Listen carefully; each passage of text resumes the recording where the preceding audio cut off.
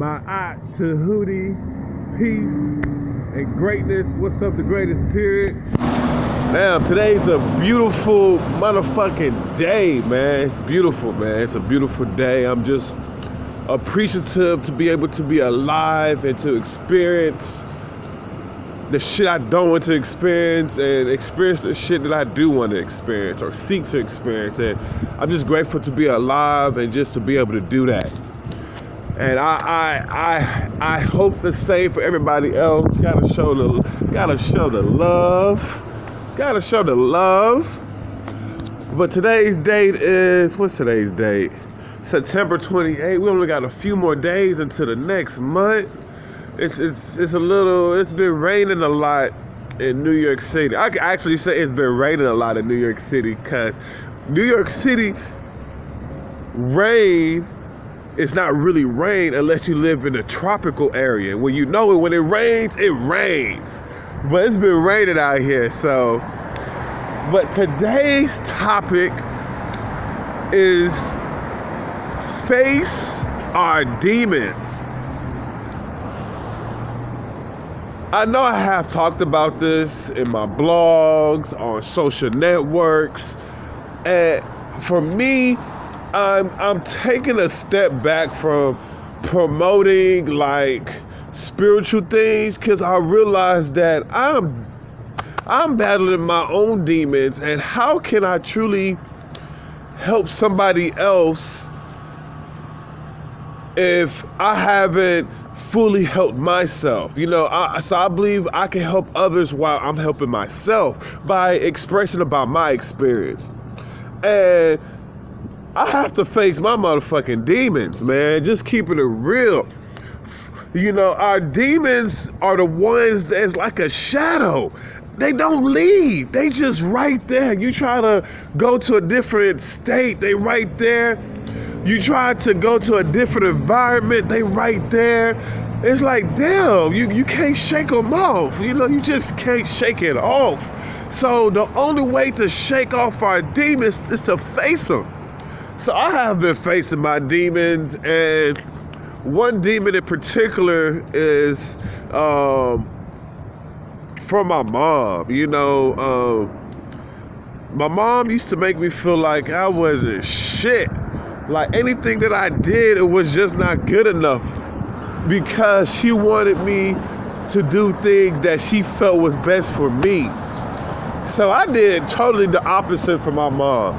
I'm not a Christian no more, free spirited. I don't want to be a preacher or a doctor anymore. I am the greatest period. I am Milagro. Onyechukwu Agona, the greatest period. That's who I am. That's what I know. And other stuff she wants me to be, but I'm not being. You know, and I realized, you know, while growing up, my mom used to talk to me to death. I used to just hold the phone and listen to her talk for hours. And I took that as a punishment. I used to ask myself, what did I do to deserve this punishment? Well, what person can sit here and allow someone else to talk to them for hours and hours, and it's not a two-way communication at all? And this is not something that's once or twice. This is a natural thing that happens. So I used to go through periods. I used to run away from her. I'm keeping it real. I used to run away from my mama. Even to this day, I don't even want to talk to my mama. You know what I'm saying? I'm glad she don't have my number. I'm glad nothing, because even when texting, she would text me, oh my God, pages of information. And I'm like, man, it's so overwhelming, you know, and I have to apologize to my ex, to Mercedes, because, you know, I realized that people that do that are very lonely inside. And I realized that, man, I was a really lonely motherfucker, especially when I started to live my dreams back in Texas. I know I should talk to my ex ears off for hours about, what I wanted to do or what I seek to be or seek to have. I'm still touching these trees. And I realized, until shit went haywire is when she exposed to me that you talk a lot. And I ain't gonna lie, that kind of did hurt my feelings. I ain't gonna say it kind of did. It did hurt my feelings. Because I realized, oh shit, the apple didn't fall too far from the tree. I'm like my mother. And a lot of people say you just like your mom. And I don't even take that as a good thing. So I realized that I was running away from my mama. So growing up while in foster care, I used to go without talking to my mom for months or even years. Yes, months or even years talking to my mother. I used to cuss out my mom.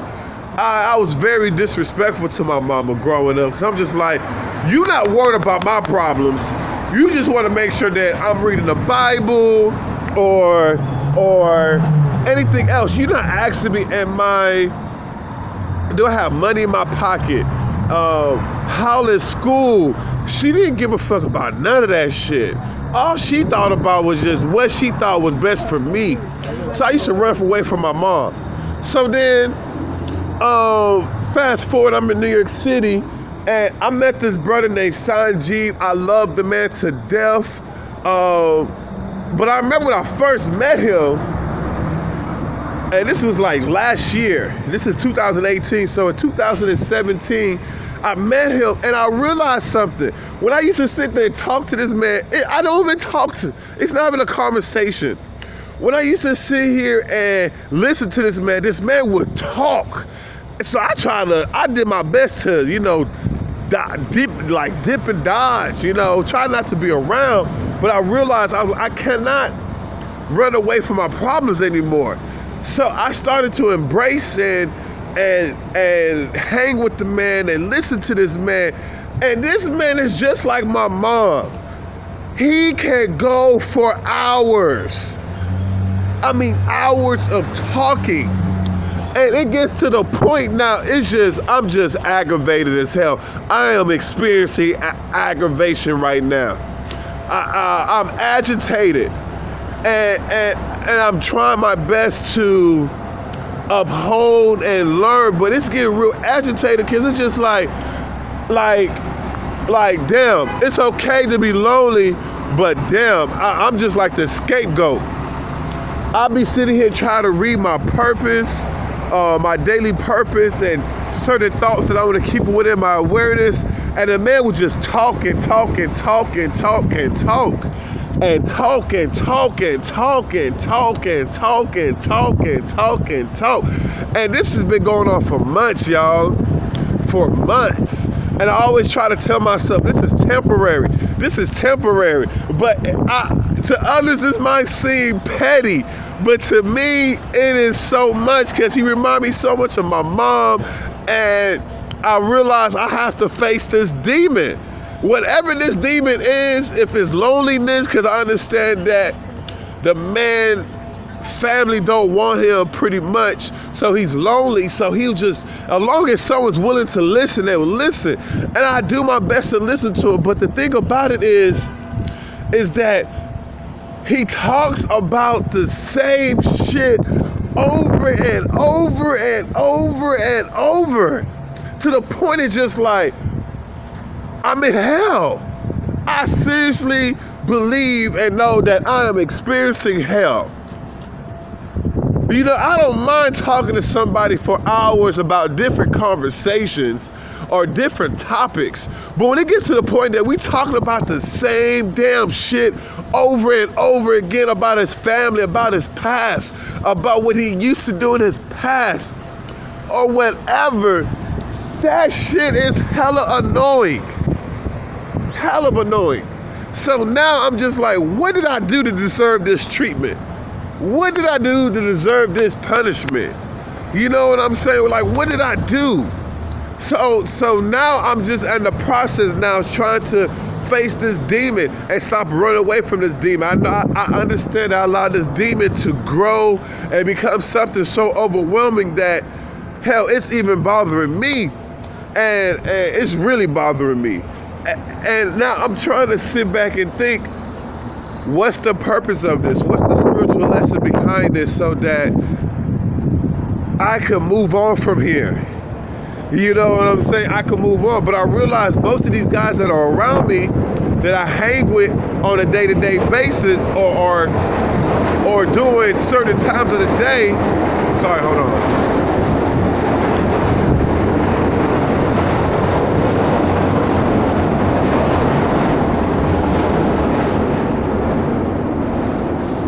Act like I'm listening to music, huh? Nah, I'm not. But most of these guys are fucking lonely. And I realize that I'm lonely also, and that's my demon, because my demon is that I'm lonely. I always felt that I was lonely in this world. I feel like no one could relate to me. I feel like even now sometimes I talk with different people out here in Fulton Street. They know I'm a dancer and shit like that. And even then, I realized that it's like a disconnection, you know. It's just like, it's like now. I was talking to a brother yesterday. Shout out to the bruh. He was like, I see you dancing every day and stuff like that. I was like, yeah, you know, I'm a dancer. I'm out here, you know, living my dreams, been out here doing this grind. They were like, oh, I love you. He was like, I respect your body. I don't want my body to be like that. I was like, yeah. And he was like, you don't smoke and drink? I was like, no, I don't smoke and drink anymore. And when I tell people this, they give me this weird ass look. Like I can't express it. I just know it. When people do it, they give me this look like, who the fuck do you think you are? You don't drink or smoke anymore? Like, I don't know if it's a jealous thing or it's envy, but I feel real disconnected, because that's all I used to do, smoke and drink. So to spark up a conversation with it, like, oh, let's go to the club, let's party, let's smoke one, let's do whatever. And now I don't do that shit anymore. You know, like I was telling the bro, I was like, man, I'm high on life. You know, I get energy from life. He's like, you gonna live longer? I'm like, hell yeah, I'm gonna live longer. I'm gonna live longer, man. I'm gonna live way, way longer than what's the human the human span is. You know, motherfuckers don't even make it over 50. I'm gonna live past 50. I'm gonna live past 100. I'm gonna live, and then I'm gonna look and feel like I'm still a youth, a youngin'. But anyways, you know, he was giving these looks, and I'm just like, damn, like, I'm getting tired of these type of looks. You know, I'm just expressing how I feel. I'm tired of these looks. Like, it's just like, it's like I'm an alien or something. And I realize it's just my old programs that's going on within me. And I'm learning to transcend those programs. You feel? I'm learning how to transcend it so that I can start bringing in the right people. I have nothing against them, but you know, that's how people communicate. We communicate by, oh, you smoke? Oh, you drink? We can't just sit back around and have a normal ass conversation or go somewhere. And I understand this is new for me too, because I don't know how to really have fun without, at that time, drinking or smoking. But now I can have fun without drinking or smoking. I can turn up right now. I swear I can turn up right now and enjoy my motherfucking self. And I know I feel like I'm venting up, and I realize this is what I need. This is for me, you know. And if anybody else want to watch this, they will see that, okay, he's diverting to something else. He's more about himself. Instead of trying to teach others, I'm teaching myself. You feel me? I'm teaching myself so that I can get this out of my chest, so that I can grow spiritually, mentally, emotionally, let go of old packages. Like, I still love my mom. Yes, I love my mom. I love Sanji. I'm grateful for the relationship. I'm grateful for him to trust me. I'm grateful for everything. But I'm understanding now that I'm ready to understand my spiritual lesson and move forward. My hot to Hootie. Greatness.